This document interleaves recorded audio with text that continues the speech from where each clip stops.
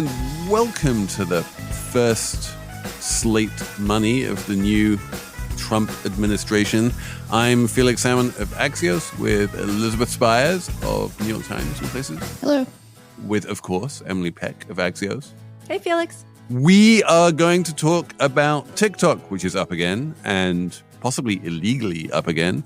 We are going to talk about Trump's meme coin and all of the fraught reaction there too. We are going to talk about shoplifting, but not the shoplifting from real physical stores type, the digital type, which is apparently incredibly popular among the youngs. We have a very tight and coherent Slate Plus segment about the Duke and Duchess of Sussex and Michelle and Barack Obama and what they have done in their post-constitutional lives. It's all coming up on Slate Money. This podcast is brought to you by Progressive Insurance. Fiscally responsible, financial geniuses, monetary magicians. These are things people say about drivers who switch their car insurance to Progressive and save hundreds. Visit progressive.com to see if you could save. Progressive Casualty Insurance Company and Affiliates. Potential savings will vary. Not available in all states or situations.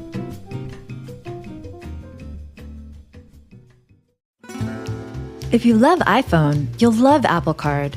It comes with the privacy and security you expect from Apple. Plus, you can earn up to 3% daily cash back on every purchase, which can automatically earn interest when you open a high-yield savings account through Apple Card. Apply for Apple Card in the Wallet app, subject to credit approval. Savings is available to Apple Card owners subject to eligibility. Apple Card and Savings by Goldman Sachs Bank USA, Salt Lake City branch. Member FDIC. Terms and more at applecard.com.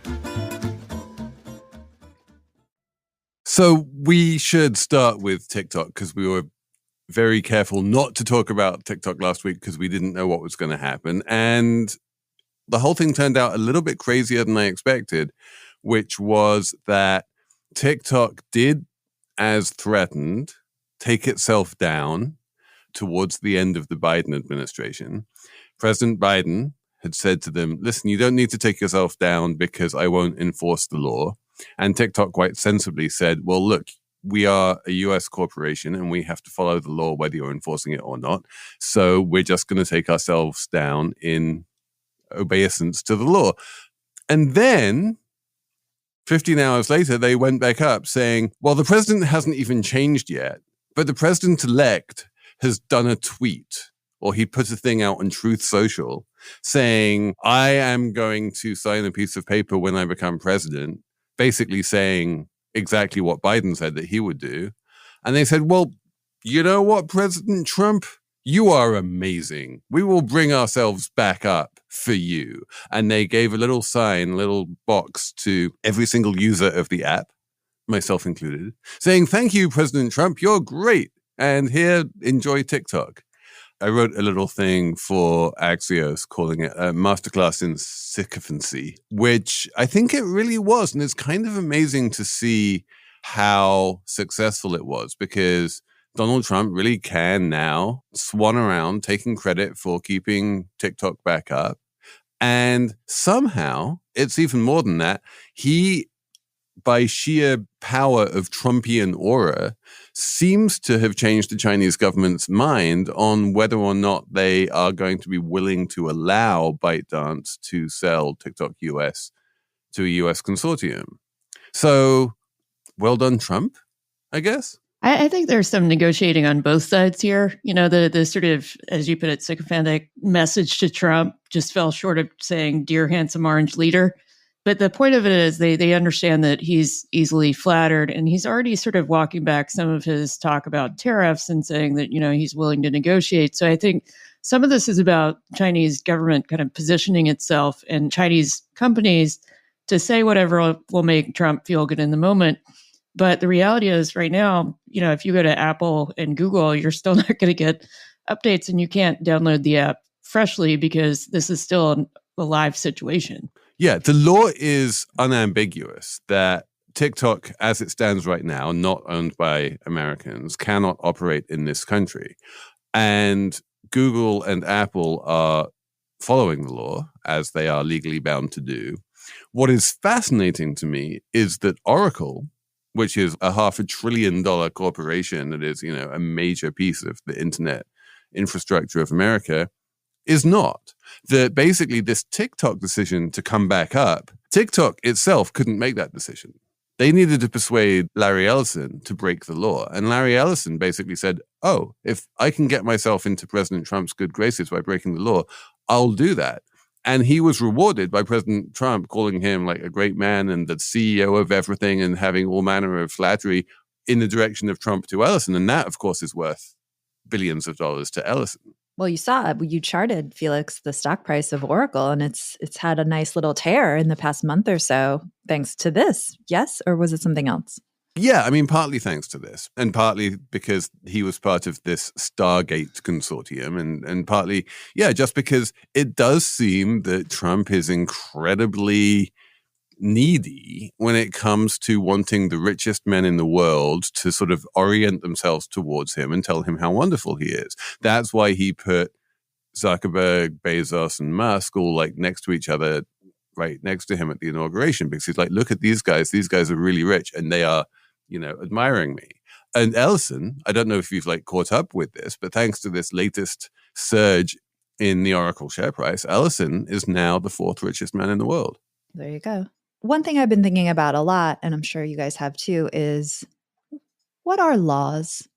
Because look, Congress passed a law on a bipartisan basis banning the social media app. President Biden signed it. Everyone was for it.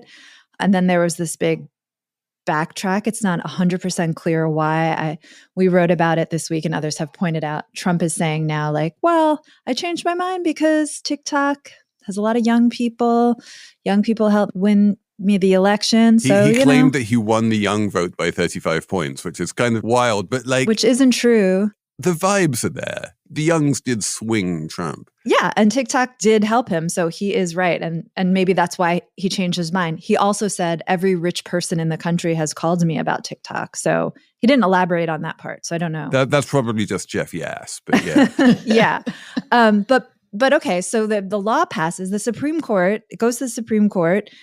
TikTok, objects. The Supreme Court says, Congress passed the law. It's pretty unambiguous. This is a real law, but it doesn't get enforced. And it's not so crazy. Like, as I'm thinking about it in real time right now, there are all kinds of laws that aren't enforced in the United States. A law is just words on paper. It only works if it's like Santa Claus. People have to believe in it. The enforcement mechanisms in the US government have to kick in and enforce the law. And in fact, there are many laws in the United States that don't get enforced. The way they're enforced is people go to court. I write about employment issues all the time, race discrimination, gender discrimination, sexual harassment, all that stuff. There are laws against it, but no one's going out and like looking for violators. People who are violated have to go to court to assert their right and enforce the law. It's actually kind of like a fragile system. It's not just like, well, there's a law, it's very much more than that. But that said, Emily, I think it's fair to say that if you are the general counsel of Apple or the general counsel of Google and you see this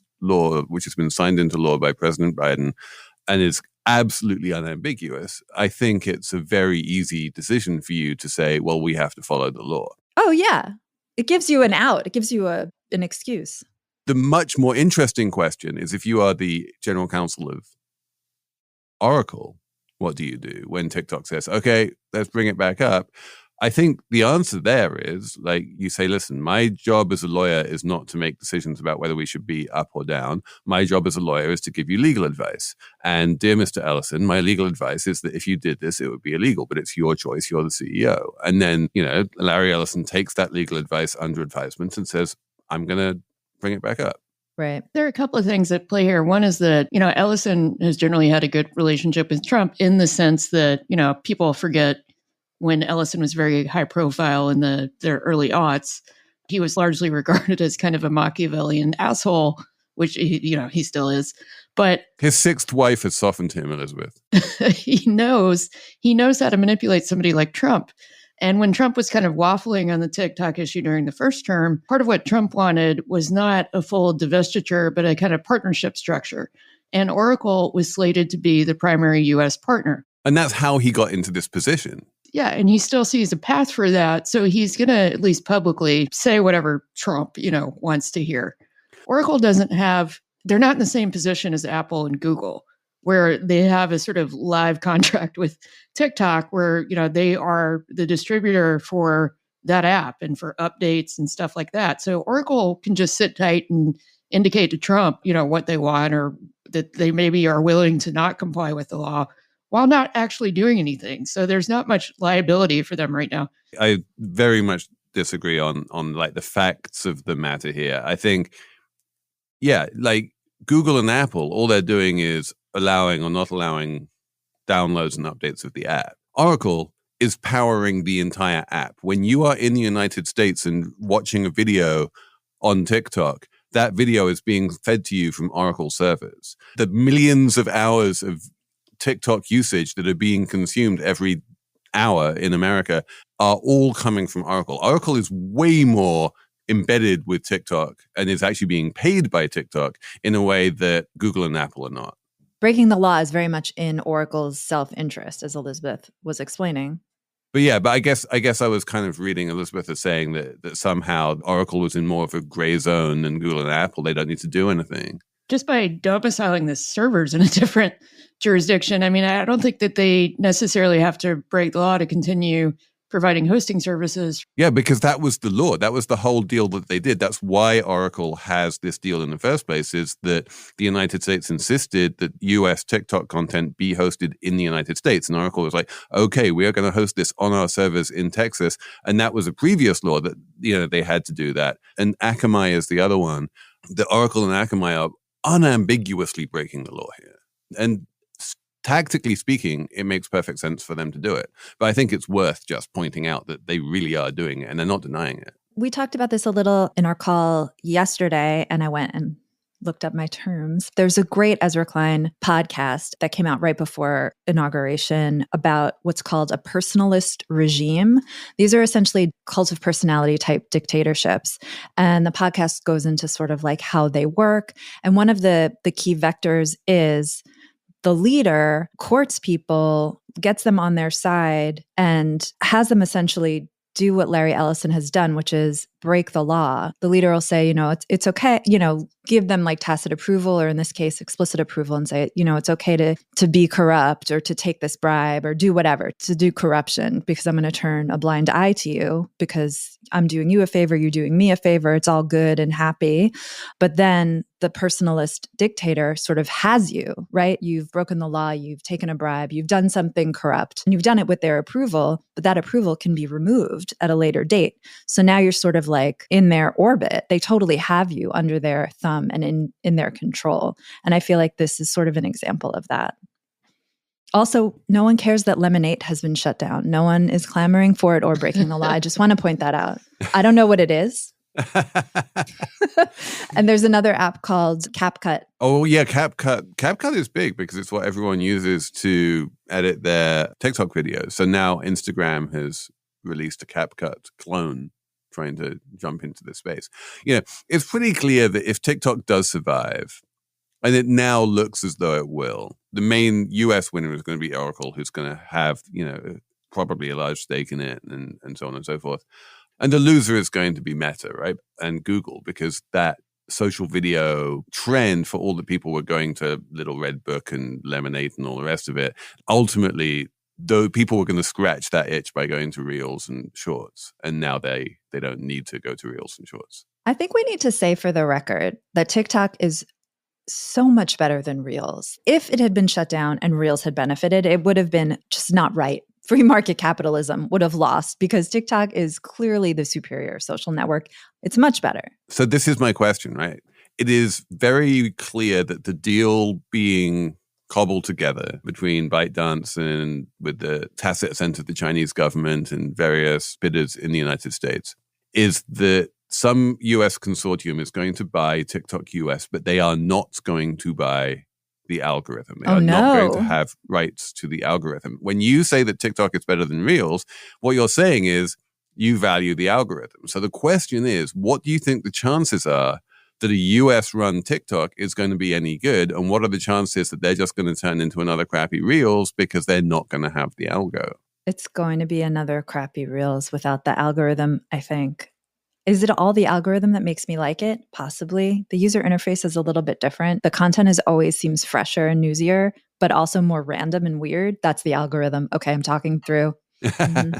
Well, are you sure they're not essentially licensing the algorithm? I understand they can't purchase it outright, but if they're not using the existing algorithm, what are they using? Again, like this is all to be negotiated, but I think the general vibe is that they are going to have to roll their own. Well, that'll be the death of TikTok then. Like the people talking about buying it are not like the country's best and brightest social media innovators. It's like the guy who used to own the Dodgers and who else? I don't even know. But it is also Larry Ellison, who kind of knows a little bit about what he's doing. An 85-year-old man? No, he's only 80. No. No, but just remember that this algorithm was one of the first instances of AI really making a lot of money for a company. That ByteDance built the AI that powers the algorithm, however many years ago, 5-6 years ago. And then it really took off and they made billions of dollars. But I think it's obvious at this point that, any crappy open source AI that you can get off the shelf is much more powerful today than whatever ByteDance was using 5 or 6 years ago. So in theory, you should be able to come up with something at least as good as that. It shouldn't be that hard. When Trump talks about TikTok, he says stuff like, I think we're going to take 50%. I think the US is going to have 50%. What does that mean? What is he saying? Are we doing the socialism? What does that mean? Elizabeth, can you translate Trump into English? That would be Trump just making shit up because, it's like 80% of it's already, the US assets are owned by BlackRock and General Atlantic. Trump just says things. And I think we should all know that by now. So sometimes he'll throw a statistic in there just to make it sound more legitimate. But like he's saying the United States will own half of TikTok. And I'm like, what? We're talking about unloading Fannie and Freddie and then we're going to take on the social media site? That seems weird. Maybe we should merge TikTok with Fannie and Freddie. I like that. 60% of ByteDance is owned by global investors and 20% by its employees, including people in the US, and I think 20% by its co-founders. Huh. But the Chinese government has a golden share, which means that they don't really have an economic interest, but they can prevent it from doing anything they don't want it to do. Would the United States then get the golden share? So golden shares are a thing, right? I grew up in the era of Thatcherite privatization in the United Kingdom, and it was very common for the UK government to retain a golden share in all of the companies that it privatized. I don't think they ever really used it very much, but maybe the US government would get a golden share. But I feel like the Trump vision here is the exact opposite. A golden share gives you control without an ownership stake. And what Trump seems to want is an ownership stake without control. Yeah. At first he said, we're going to get it or I'm going to get it. And then he was like, no, I mean America. Because I think at first he was thinking, I'm going to get half of okay, I think he just doesn't know what he's talking about. Like, That's true. This is the perfect segue because we should also talk about his meme coin. That maybe he can just swap $20 billion worth of Trump memes for a 50% stake in TikTok.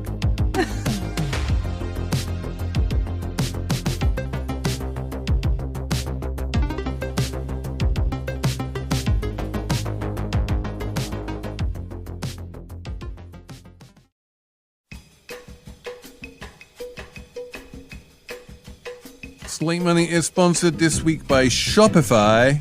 It's 2025, and maybe you're wondering how this new year is going to be different. Maybe you're dying to be your own boss or see if you can turn the business idea you've been kicking around into a reality, but maybe you don't know how to make it happen.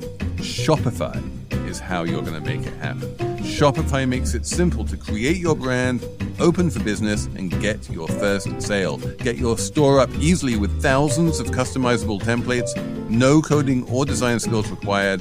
They have social media tools that let you connect your channels, create shoppable posts, and sell everywhere people scroll. Shopify also helps with shipping, taxes, and payments from one single dashboard. The best time to start your new business is right now. With Shopify, your first sale is closer than you think. Established in 2025 has a nice ring to it, doesn't it? Sign up for your $1 per month trial period at shopify.com/money, all lowercase. Go to shopify.com/money to start selling with Shopify today. Shopify.com/money.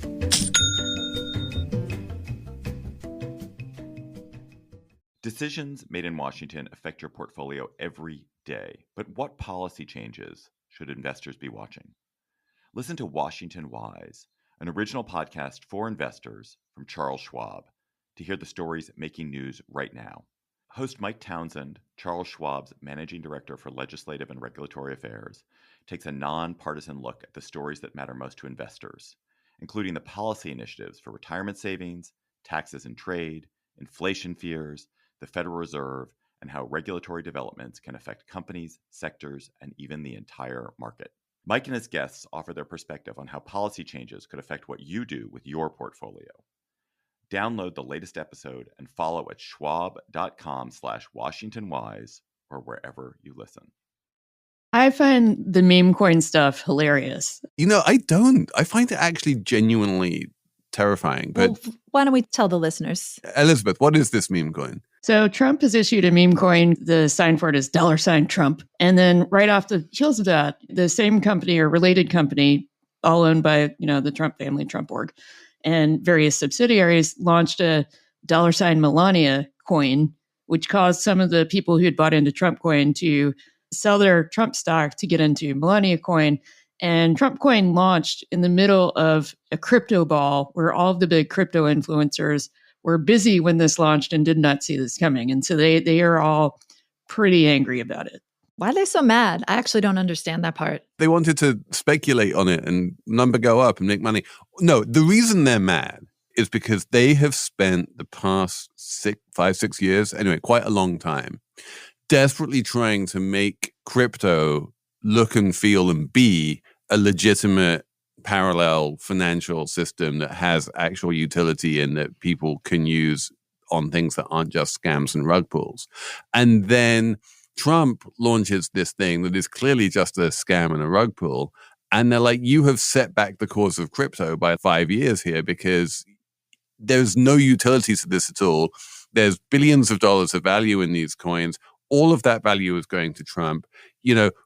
He is effectively putting this tin cup out in front of the world's rich people and saying, like, you can just bribe me now by buying Trump coins, and that's perfectly legal and fine.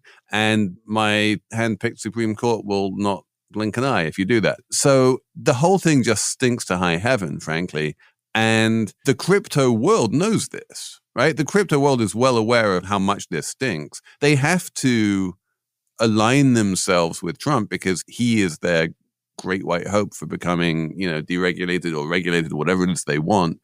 And so they were celebrating him at the crypto ball for being this great hope of crypto, the crypto president and all the rest of it. And then he kind of goes and pulls this and you're like, oh, no, no. Part of it is there's what I think of as like a sort of tech bro optimism that veers into naivete when it comes to politics. So a lot of these crypto guys had this, impression that because they had sort of captured Trump's attention and you have 3 tech oligarchs sitting in the front row at the inauguration and so on, that their interests were very aligned with Trump. And to some extent they are, but you also have to just ignore everything we know about Donald Trump to not anticipate that he would do something like this. Like there are words that some of the people who are complaining about it used to describe the meme coins, and they were unseemly, a bad look, grifty, and cheap. Like, did these guys just discover Donald Trump yesterday? Because this is every business adventure he does. Trump steaks, Trump wines, if he can gold plate something and put his name on it, he's going to do it. Like, I just don't understand how this was not fully anticipated by the crypto community from the beginning. I think it came as a surprise because it was so blatant, and the timing was so cynical, and it's so cringy. And also because he had actually, weirdly, kind of not stepped across that line before. Like, there had been a few sort of Trumpy NFTs and that kind of thing. But the idea of effectively launching his own cryptocurrency, and please don't ask me to explain the difference between a coin and a token and a meme because it's not interesting or important. But he launched his own cryptocurrency. You can buy and sell it on the crypto exchanges. And that was somewhere he hadn't gone until literally the eve of his inauguration. And you're like, whoa. Shows you how weak the opposition to him. I mean, I saw Elizabeth Warren was calling for an investigation in a letter. That's it. Our incoming president is selling a digital currency in his name for his own benefit, his own enrichment. And everyone's like, oh, so funny. But also, he owns 80% of it. So if you were the person who bought the Trump meme coin and he decides to sell a big portion of his stake and the whole thing tanks, he can unilaterally do that. He owns 80% of it, which, that kind of rug pull is not unheard of. And so I think that's another thing that makes it super sketchy. But I'm not even sure Trump gives a shit. That's not a rug pull. That's actually explicitly laid out on the gettrumpmemes.com website. Is they have this thing called an emissions schedule. And they're like, starting in April, this is how many memes, how many Trump coins Trump is going to sell every month for the next 3 years. And those coins coming onto the market on a monthly basis between April and 2028, it's theoretically totally priced in at this point. People know those coins are going to get unlocked and they're going to be emitted. What if he doesn't do it, though? Felix, it's not regulated like a security. Exactly. So the unlocking of the coins is baked into the coin. That's not something that he does or doesn't do. That's just coded into how the coin works. Once it's unlocked, it looks like he does not have to sell them. But if he wants to sell them, he can either just sell them on the open market on some coin exchange, which I think you're right would probably depress the price. Or he can create his own Trump kitty of Trump coins and sell them at whatever price he likes to anyone in the world. Or when I say he can sell them, what I mean is Eric Trump or whoever's running the Trump organization can sell them to anyone who wants to curry favor with Trump at any price that is negotiated bilaterally between those two parties. And so even if the market price of the coin is relatively low, that doesn't mean he can't make a huge amount of money by selling his stash for more. Has he made money so far, or it's just all on paper? He has definitely made money so far. How? Well, I mean, he sold the first 200 million coins, right? They're all his coins in some way. It's a little bit hard to find out exactly how much money he made by selling those first 200 million coins. The only estimate I've seen said $54 million.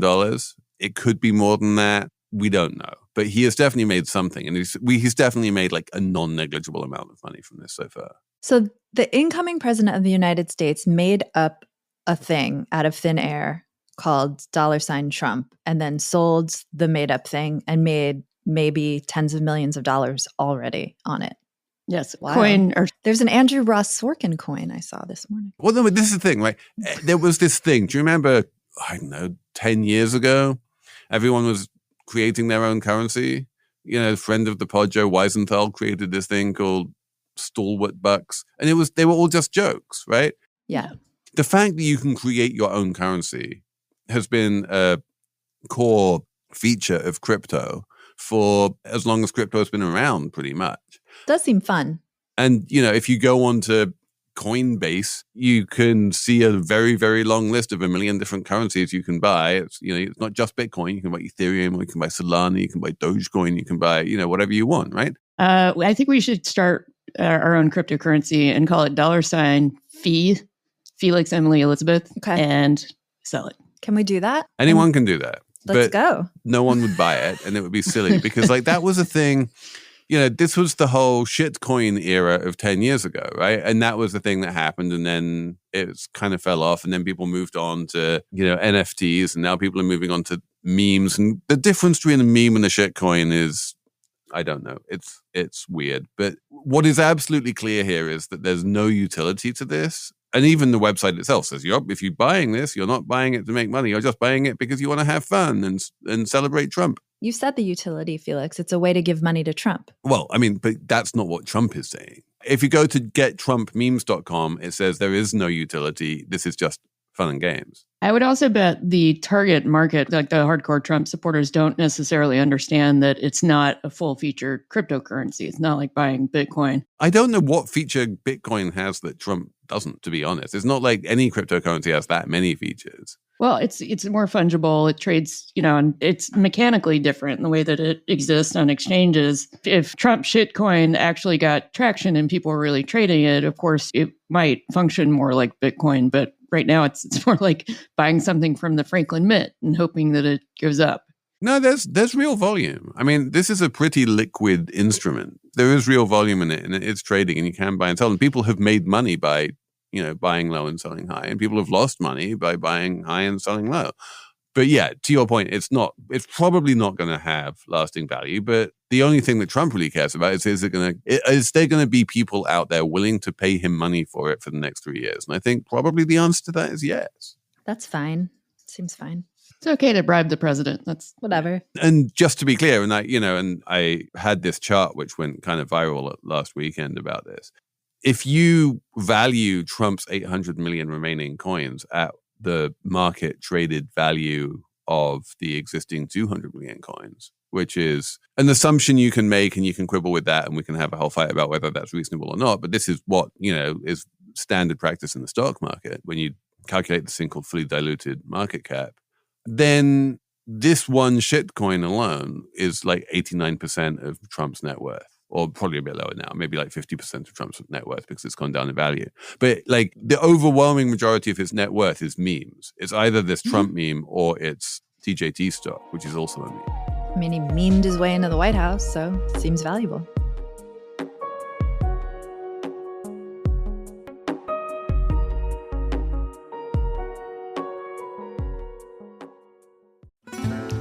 If you love iPhone, you'll love Apple Card. It comes with the privacy and security you expect from Apple. Plus, you can earn up to 3% daily cash back on every purchase, which can automatically earn interest when you open a high-yield savings account through Apple Card. Apply for Apple Card in the Wallet app, subject to credit approval. Savings is available to Apple Card owners subject to eligibility. Apple Card and Savings by Goldman Sachs Bank USA, Salt Lake City branch. Member FDIC. Terms and more at applecard.com. This podcast is brought to you by Progressive Insurance. Fiscally responsible, financial geniuses, monetary magicians. These are things people say about drivers who switch their car insurance to Progressive and save hundreds. Because Progressive offers discounts for paying in full, owning a home, and more. Plus, you can count on their great customer service to help you when you need it, so your dollar goes a long way. Visit Progressive.com to see if you could save on car insurance. Progressive Casualty Insurance Company and Affiliates. Potential savings will vary. Not available in all states and situations. What's next? Digital shoplifting. The rich are stealing, and Felix has caught them. This is a trend that had kind of passed me by, and now there's been a couple of reports, and it seems to be a relatively solid finding that for all that there's a wailing and a gnashing of teeth about people stealing stuff from Rite Aid or Target or whatever, there is at the same time a genuine epidemic of digital shoplifting. And you think, well, how on earth can you steal something virtually? Turns out it's really easy. How do you do it? You order something on the internet and then it arrives and you're like, great, it's a thing. And then you say, it never arrived. I want my money back. And then they give you your money back. And then you have the thing and your money back and you've basically stolen it. And Felix, who is doing the stealing? It's not us Gen Xers. It's not us Gen Xers. It's the millennials and the Gen Zs. And it's not just the millennials and the Gen Zs. It's the millennials and the Gen Zs who make more than $100,000 a year. Which you called rich, which I don't think is right. Well, I mean, we're still in edits, Emily. I might change that. I would like people to write in, actually, to slatemoney@slate.com and tell me if for an individual making $100,000 a year or more, is that a rich person? What was the form of words you wanted? Affluent? High income. High income? So boring. So yeah, write in slatemoney@slate.com and let us know. I do think for like someone in their early 20s, if you're making a 6-figure salary, that you're doing well for yourself. Yes, of course, to be sure. And these are the people who are most likely to be committing this crime. And it is, on the subject of like breaking the law, this is clearly illegal. And yet people do it every day. And there are really no repercussions to doing it. The worst thing that happens, you phone up your credit card company, you dispute the charge, the credit card company automatically refunds you pending the outcome of an investigation. The worst thing that happens is they do the investigation and they find that you did actually get the good, and so you wind up paying for it. But it's a kind of no harm, no foul thing. There's no sort of criminal penalty there for committing that crime. So let's unpack. Why is Gen Z so lawless? There was a piece in Forbes, and their like big picture reason was these young folks are disillusioned with the economy. It's the same as the old people wagging their finger and being like, they have no respect, kids these days. But let's take it seriously. So is this more frequent for Gen Z because Gen Z is disillusioned with the economy? Is it just because they're more digitally native and they sort of know what they're doing, whereas like old Gen Xers or boomers are just barely getting by on the internet? I think it's that they're more disillusioned with institutions and particularly corporations. So they think of this as a kind of victimless crime. Like if you're doing this to Amazon, like who cares? It's a giant company. It's not going to kill them.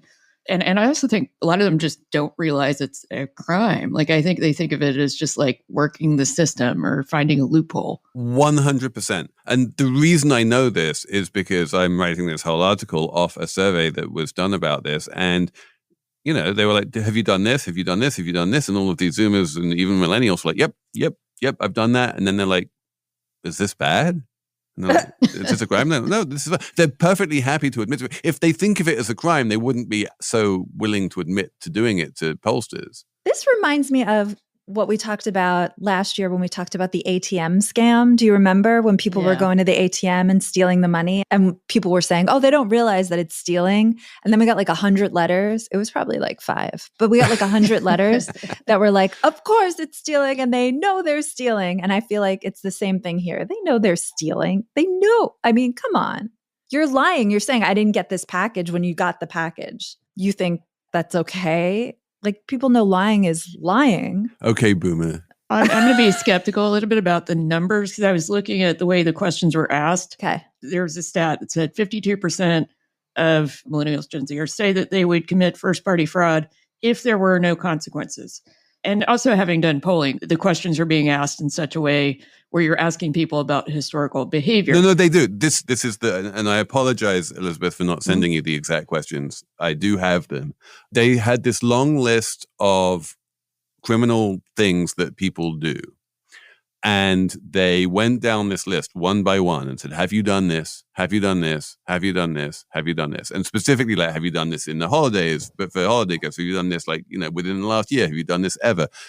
And then they aggregated it all to find people who had, what percentage of people had committed fraud over the past year, which is the stat I used. 55% of Gen Z, over $100,000 had committed fraud within the past year. If you look at whether you've done it ever, it goes up to like 73%. But the way I did it, because on that list of, have you done this, have you done this, have you done this, included a couple of things that I thought were a little bit of a gray zone, which included maxing out your credit card without really intending to pay it back, and taking out a buy now, pay later loan without intending to pay it back.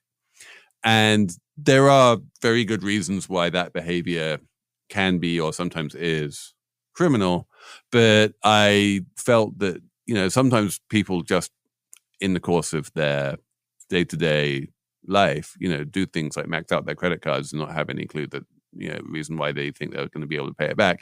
And that, I felt, is not super criminal. So I literally went back to the polling company and I was like, can you just remove those questions and just include the ones that are clearly fraudulent and criminal? And that was how I managed to get to that 55% figure. Yeah, because also, when you're talking about maxing out credit cards and not being able to pay them back, it's really hard to tease out intent, especially in self-reporting there. It's like, people do that because they're crimes of desperation and they don't realize they're crimes. Whereas if you place a sports bet and then it loses, and then you phone up the sports betting company or email them and say, I never placed that bet, someone else placed that bet, then that you're clearly, you know what you're doing. Well, one time I bought a windbreaker for my daughter, and it came and it was in my garage, and I just didn't notice it was there. So I told Amazon that I never got it, and they sent me another one. And then like a month later, I was like, oh, it was already in my garage. So then I had 2 of them. By the way, she never wore either. But I didn't do anything about it. So I guess, would that count? Would I be in your list? So I think you would count as someone who has done it ever, probably not in the last year, but also who didn't deliberately do it. Okay. Yeah, I think that's not a good faith trying to manipulate the system. No, it's just ham-handed. I almost never return stuff, even whenever I should. Anything that feels administrative, I always procrastinate on and then just never do it. But recently I had to search for Amazon stuff that, I got a notification that was delivered. And I was surprised they definitely sort of bulked up the process you have to go through in order to say, like, my package didn't arrive and I need another one. And so in this case, what I had gotten was just like a heavy package. And I got a notification that it arrived with a photo. But the photo showed the package in front of not my house, like somebody else's house. But it wasn't identifiable enough that I could see which house it was. So, I was chatting with their customer service person, and they just kept insisting that, they're like, no, but we have photographic evidence. And I said, I'm not saying it wasn't delivered. It just wasn't delivered to me. And so it took them like 3 weeks to get me a replacement, and I still had to do, so I think this is something that the last time I had to return something was probably 2 years ago, and they were just like, oh, here it is. The merchants are deeply aware of this and are making it harder to commit this kind of fraud through exactly creating the kind of hoops that you're talking about, taking those photographs as digital proof and all the rest of it. So these crimes are probably becoming a bit harder to commit, but that doesn't mean that, the Zoomers aren't one step ahead and aren't still committing them. I think part of it isn't there some dumb like Instagram saying about what do you do when no one is watching or something? But like no one is watching you shop online. So, you can do whatever. If you're shopping in person, you're going to think twice, I imagine, about grabbing stuff off the shelf, putting it on, pulling like a Winona Ryder or shoplifting. You're going to think twice about shoplifting because you can be caught and like shamed and, taken by security into the back office or whatever. But when you're shopping online, no one's really watching. So you can pull a lot of crap that you normally wouldn't do. It's just a more private venue. And the other thing I would say is that this relates back to our TikTok conversation about laws and policies and enforcement. Because when there was the lax enforcement, there was more of this, and now they're cracking down. Maybe there'll be less. Those were 2 points in a row. Feel free to comment on whichever. No comments. No. Emily, you have upsummed it perfectly. You have brought this conversation to its natural high point, and we can move on to a numbers round.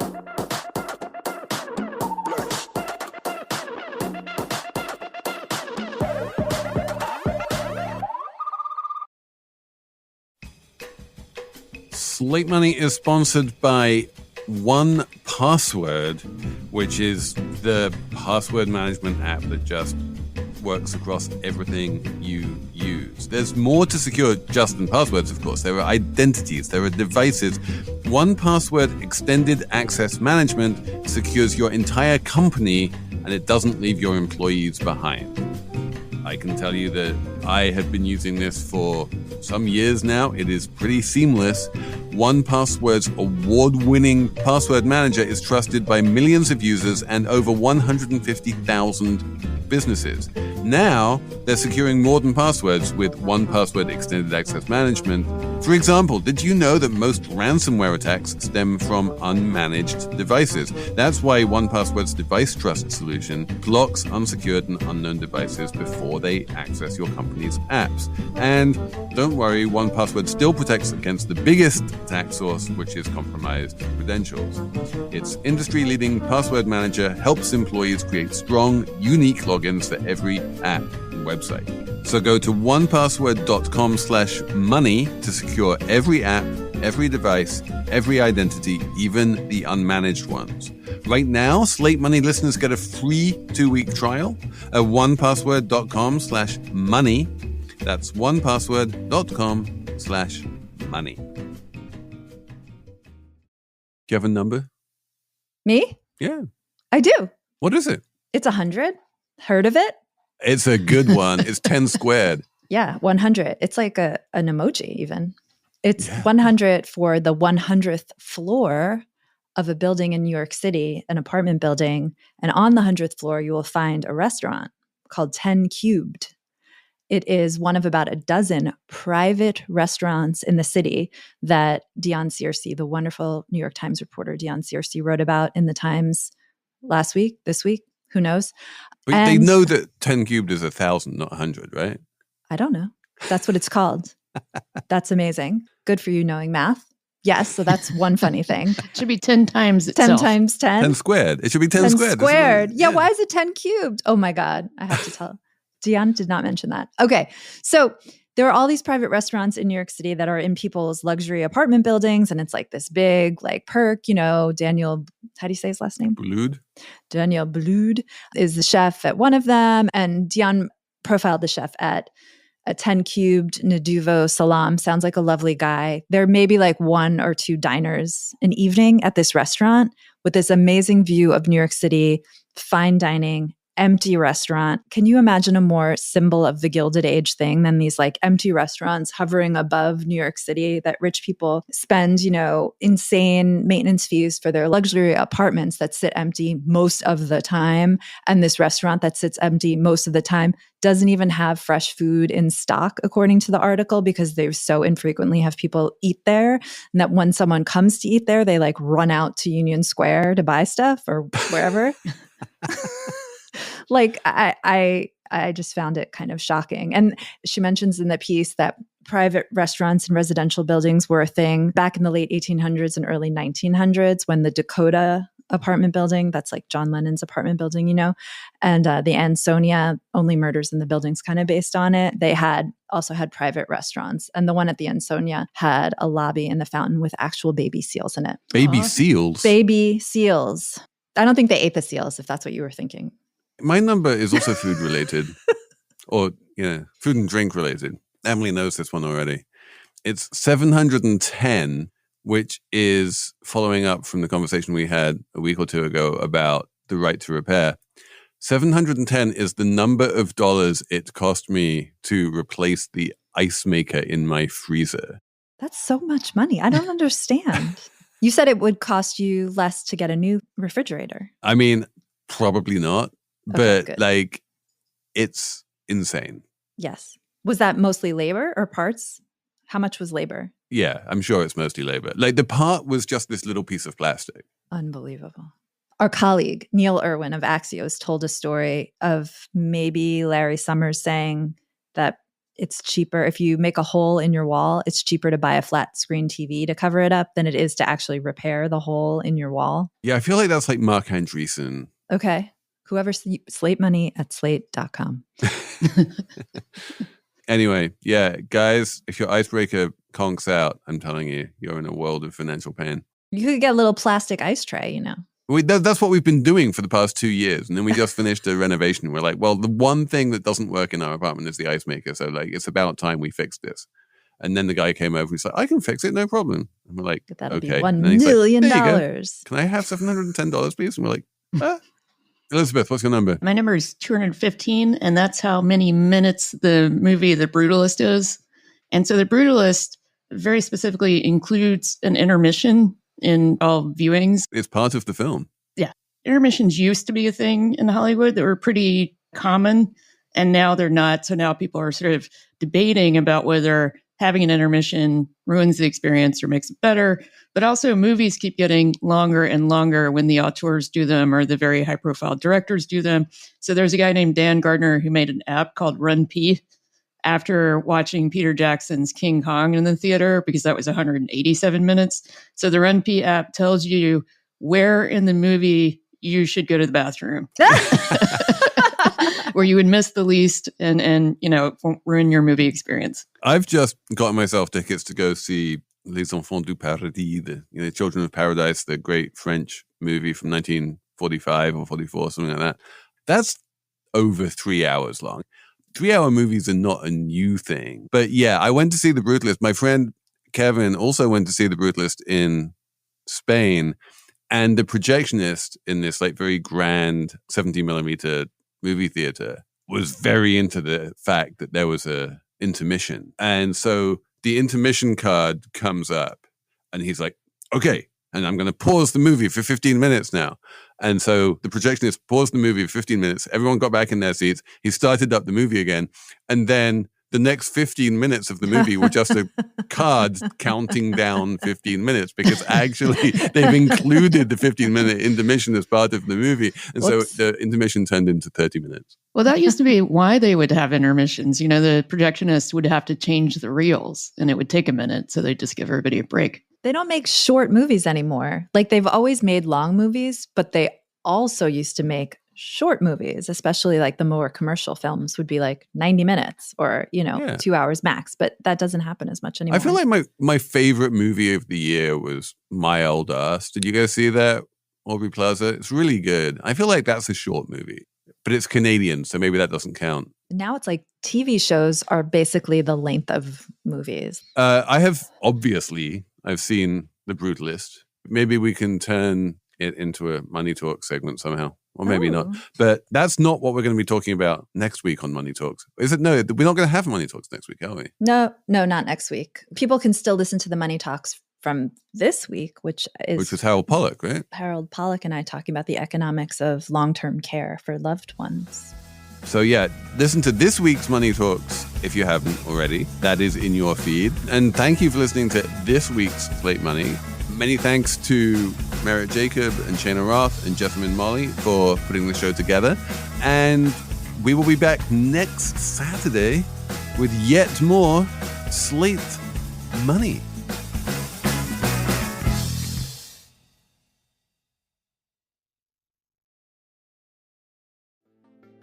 Hi, Slate listeners. I'm Lizzie O'Leary, host of What Next TBD.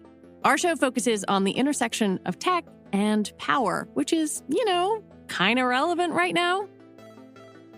On Friday's episode, we're talking about DOGE, the new Department of Government Efficiency. It's Elon Musk's meme cost-cutting agency that's taken aim at various parts of the government.